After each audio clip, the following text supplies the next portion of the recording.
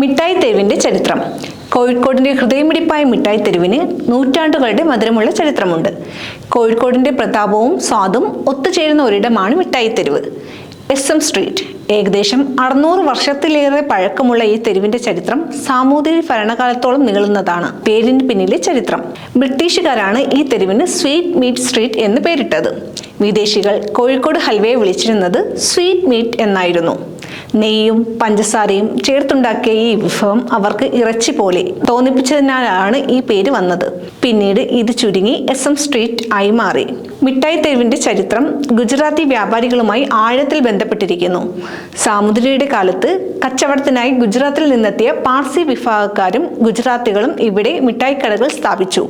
കോഴിക്കോടിന്റെ സ്വന്തം ഹൽവ എന്ന് ഇന്ന് കാണുന്ന രീതിയിൽ പ്രശസ്തമാക്കിയതിൽ ഇവരുടെ പങ്ക് വലുതാണ്. സാമൂതിരി രാജാവിന്റെ ഭരണകാലത്ത് കൊട്ടാരത്തിലേക്ക് ഇഷ്ടപ്പെട്ട മധുരപലഹാരം നിർമ്മിക്കാനായി ഗുജറാത്തിൽ നിന്ന് ഹൽവ നിർമ്മാതാക്കളെ കൊണ്ടുവന്നു എന്നാണ് ഐതിഹ്യം. ഇവർ താമസിച്ചിരുന്നതും കടകൾ നടത്തിയിരുന്നതും ഇന്നത്തെ മിഠായി തെരുവ് ഭാഗത്തായിരുന്നു. പണ്ട് ബ്രിട്ടീഷ് ഭരണകാലത്ത് മലബാർ കളക്ടറേറ്റ് ഹുസൂർ കച്ചേരി മിഠായി തെരുവിന് സമീപത്തായിരുന്നു. കച്ചേരിയിൽ എത്തുന്നവർക്ക് ഭക്ഷണം കഴിക്കാനും മധുരം വാങ്ങാനുമുള്ള പ്രധാന ഇടമായി ഈ തെരുവ് മാറി. ഇന്നും ആ പഴയ കെട്ടിടങ്ങളുടെയും കച്ചേരിയുടെയും അവശിഷ്ടങ്ങൾ അവിടെ കാണാം. വെറുമൊരു കച്ചവട കേന്ദ്രം എന്നതിലുപരി കോഴിക്കോടിന്റെ സാഹിത്യ സാംസ്കാരിക ചരിത്രത്തിൽ മിഠായി തെരുവിന് വലിയ സ്ഥാനമുണ്ട്.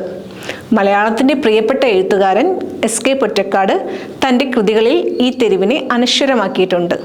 അദ്ദേഹത്തിന്റെ പ്രതിമ ഇന്ന് ഈ തെരുവിന്റെ പ്രവേശന കവാടത്തിലുണ്ട്. കോഴിക്കോട്ടെ പഴയ സിനിമാ തിയേറ്ററുകളും പ്രസ്സുകളും ഈ തെരുവിനോട് ചേർന്നാണ് നിലനിന്നിരുന്നത്. ഇന്ന് ഈ തെരുവ് കാൽനടക്കാർക്കായി മാത്രമായി മാറ്റപ്പെട്ടിരിക്കുന്നു.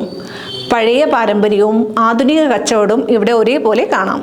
വസ്ത്രങ്ങൾ, പുസ്തകങ്ങൾ, പാത്രങ്ങൾ, പിന്നെ ലോക പ്രശസ്തമായ കോഴിക്കോടൻ ഹൽവയും ചിപ്സും ഇവിടെ സുലഭമാണ്.